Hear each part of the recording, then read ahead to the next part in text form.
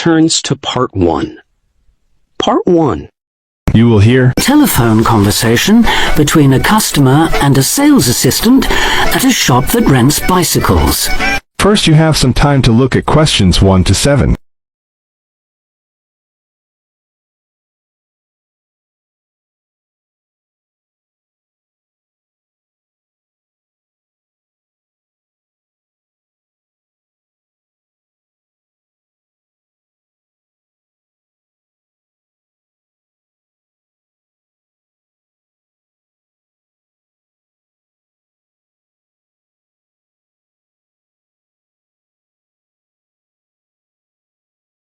Now we shall begin. You should answer the questions as you listen, because you will not hear the recording a second time. Listen carefully and answer questions 1 to 7. Hello, Clark's Cycle Hire. My name's Keith. How can I help you? Oh, hello. I saw your ad in the local paper, and as I'm thinking of doing some cycling, I'm wondering what kinds of bike you have and what your prices are like. Well, we hire out two main types of machine, touring and mountain bikes. Are you likely to be riding off-road, do you think? No, I'll probably be sticking to roads and country lanes, so a touring bike would be best, I think. Right, well, the rate will be £50 for a week or £14 per day. So it's a lot cheaper to rent by the week? Yes, definitely. Though it's important to bring the bike back on time. Otherwise, I'm afraid we have to charge a late return fee. And how much is that? For each additional hour, it's £1.25. So if you were a day late, it would cost another £30? Yes, that's right. I'd make sure I didn't do that then. I should also point out there's a deposit which you get back when you return the bicycle. In good condition, of course. On touring models, it's £60. Is there anything else I'd have to pay? No, that's it. Though if you're planning to ride fairly long distances, you might like to have 1 or 2 accessories. Such as? Well, for another £5, we can supply lightweight bags, either panniers or the handlebar sort. It's amazing how much they can carry, and the way they're designed means they don't get in the way when you're riding. Well, I'll see. But what about essential things like a pump and a repair kit? I wouldn't have to pay extra for those, would I? No, there's no charge for things like that. Or for a lock. It's a good strong one too. Just make sure you don't lose the key. That reminds me, what about insurance? What happens if someone steals the bike, in spite of the wonderful lock? Didn't I mention that? Oh, I should have told you that's included in the rental too. And it covers everything, does it? It covers you against theft of the bike, yes, as long as it's securely locked at the time. You'd have to pay part of any individual claim, though. How much? If the bike was stolen and not recovered, you'd be liable for the first £100. So, if I do go ahead and rent one, how do I pay? By cheque or would it have to be cash? Neither, I'm afraid. We can only accept credit card bookings. Otherwise, we'd have to ask our customers for the full value of the machine as a deposit. I've got a Visa in my name. Would that be okay? Sure. Now you have some time to look at questions 8 to 10.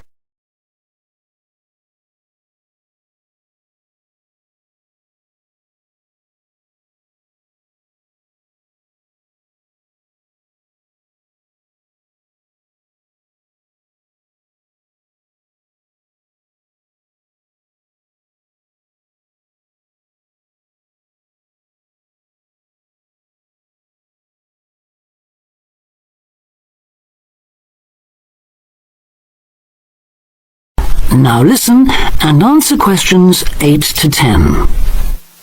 So if I want to have a look at the bikes, how do I find you? I live near the university, by the way. Right. First you take Woods Road as far as the main police station. I know it.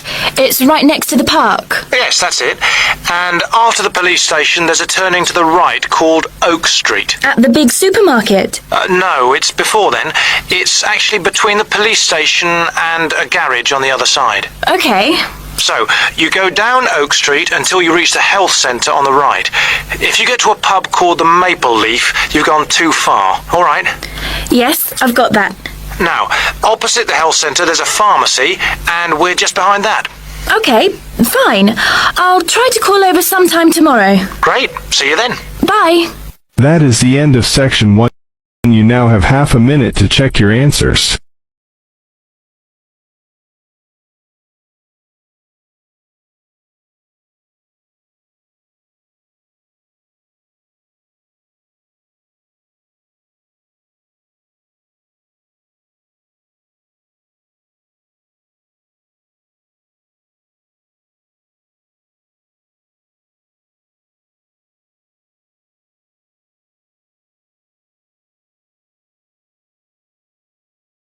Now turns to Part 2. Part 2. You are going to hear a talk on cultural shock. First, you have some time to look at questions 11 to 16.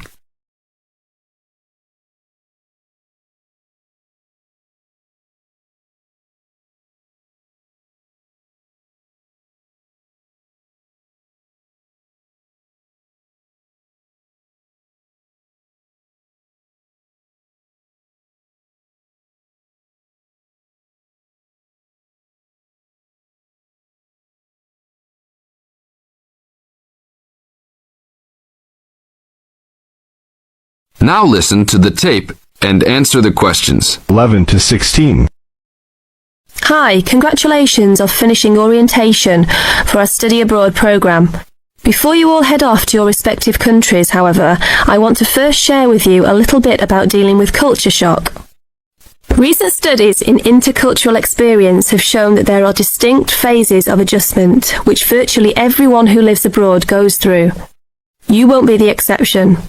The first phase of culture shock includes gaining an awareness of the host culture, preparing for the journey, and farewell activities. You're all experiencing this right now. The second phase begins when you arrive in your new country and ends when the excitement of the early experiences wear off. When you first get there, you will be overwhelmed. Initial impressions convey a sense of monumentality of the experience. You'll love it. During the third phase, you will start taking a more active role in your setting. This will produce frustration because there will be some difficulty in coping with even the most elementary aspects of everyday life. I remember not being able to find a toilet one day because I forgot the word for bathroom. Anyhow, your focus will shift during this phase to the differences between your new host culture and your home cultures. This can be troubling, but these sometimes insignificant difficulties can be blown into major catastrophes. That's why this stage is most often referred to as culture shock. Now look at questions 17 to 20.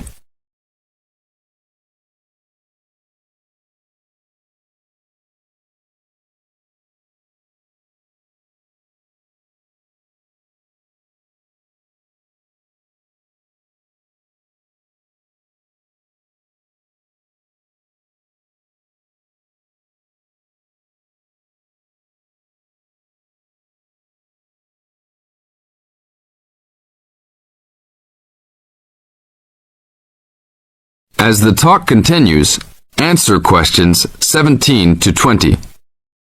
But relax, when this stage is over, you will slip into the gradual adjustment stage. You may not even be aware that this is happening. You will just begin to orient yourself and to interpret subtle cultural clues. The culture will become familiar to you, and you'll start to feel at home.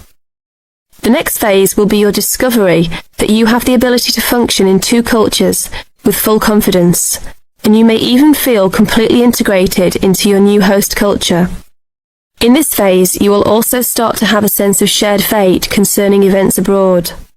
The last stage is the re-entry phase when you return home. This can be for some the most painful phase of all. You will be excited about sharing your experiences, but you will realise that you have changed and won't be able to explain how or why. One set of values has already been instilled in you. Another you will have acquired in your host country. Both may seem equally valid. It is important that you realise that all of these phases are a natural part of adapting to a new culture. Expect peaks and valleys during your stay, and feel free to discuss your feelings with the resident director. These culture shock phases tend to occur even with relatively short stays abroad. During your stay, if you feel a wave of bewilderment wash over you, remember this little talk and look back at your notes. One very typical reaction against culture shock is the tendency to hang out with other Americans. Remember, you are coming to a foreign country to get to know her people, language and culture better. If you avoid contacts with the foreign language, you cheat yourself and lengthen the process of adaptation. This is the end of Section 2. You now have half a minute to check your answers.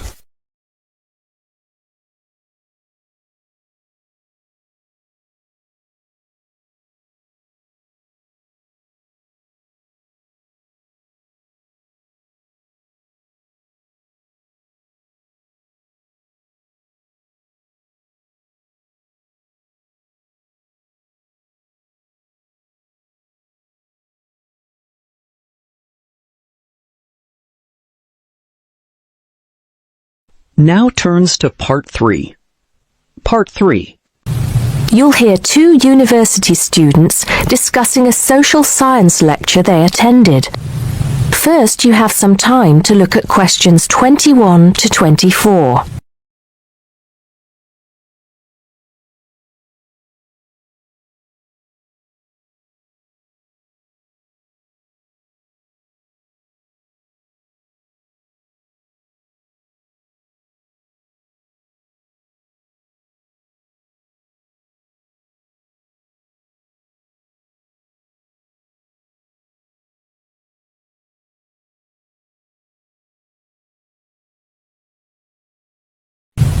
Now listen carefully and answer questions 21 to 24. Did you go to the first social science lecture yesterday? Yeah, didn't you see me there? No, I was trying so hard to understand the lecturer. What didn't you understand? A lot of it, really. For example, he said we needed to study history as part of the course, but I didn't get why. You probably missed it. He said early on that we need to learn from our past mistakes. Right. But he also said we need to put ourselves in the place of our ancestors. Why is that? I think the point is that it's not enough to know how they lived and what they did. We need to know what they thought. I see. And I've written transferable skills in my notes next, but I have no idea what that means. If you study social science, you learn skills that you can use in a job. Oh, right. Is that all? Okay, but why is that? The point he made was that in studying social science, you use a flexible and adaptable approach to learning. Before you hear the rest of the conversation, you have some time to look at questions 25 to 30.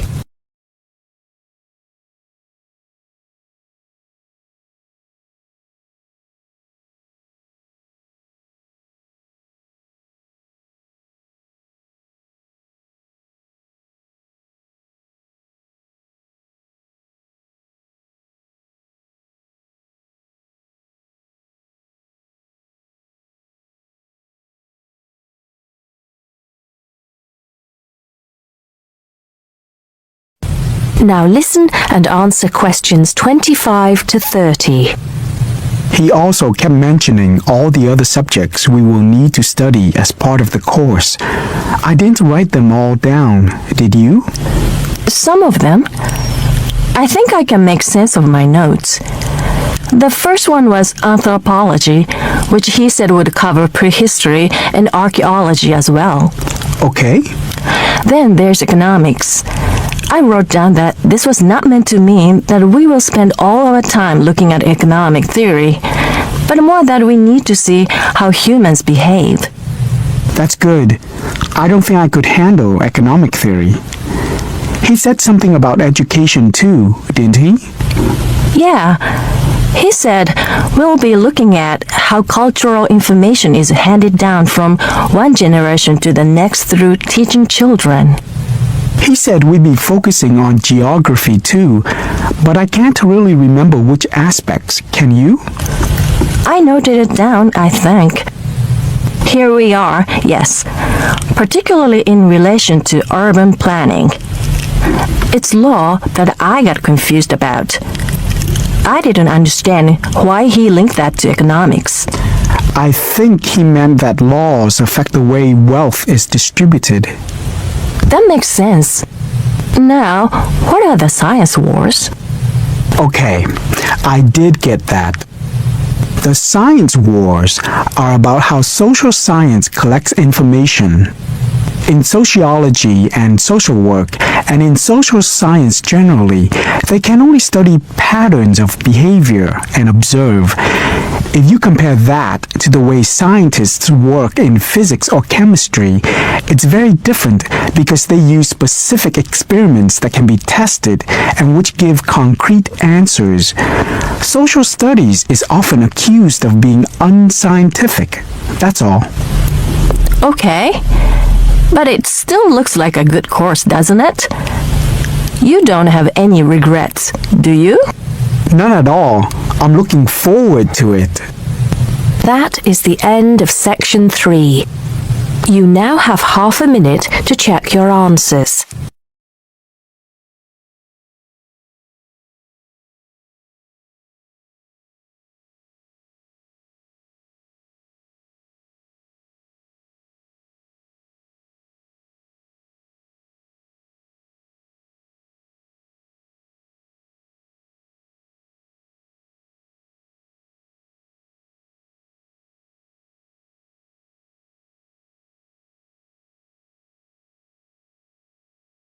Now turns to Part 4. Part 4. You are going to hear a talk on Anne Bonny, a female pirate. First, you have some time to look at questions 31 to 35.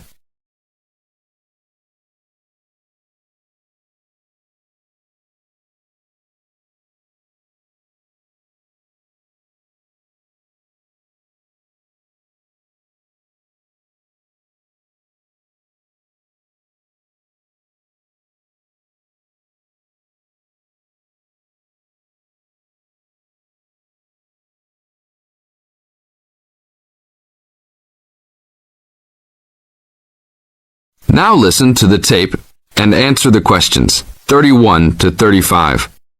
Anne Bonny was one of the 2 most famous female pirates. She sailed on the crew of Calico Jack Rackham.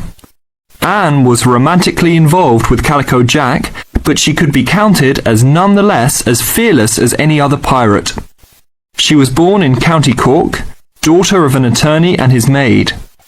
The lawyer left Ireland in disgrace, but found fortune in the Carolinas.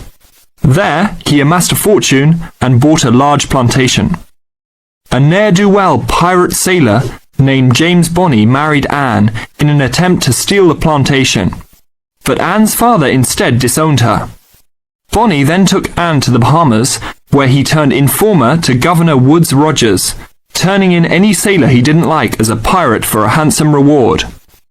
Anne quickly grew to dislike her spineless husband and quickly caught the eye of one Calico Jack Rackham, a pirate of some renown. Governor Rogers had recently passed an amnesty for pirates, which left Bonny out of work. The admiration between Anne and Calico was mutual. Calico Jack was a handsome man who knew how to spend money as well as steal it. Anne was a well-endowed lass with a fiery spirit and a temper that matched that of any man.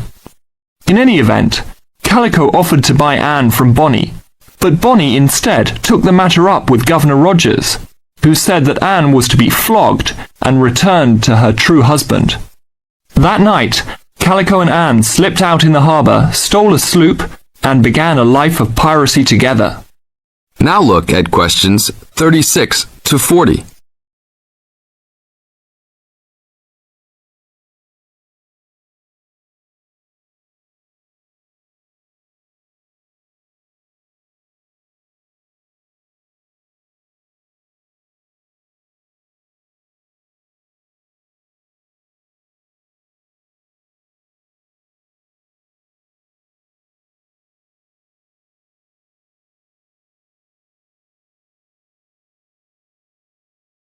As the talk continues, answer questions 36 to 40.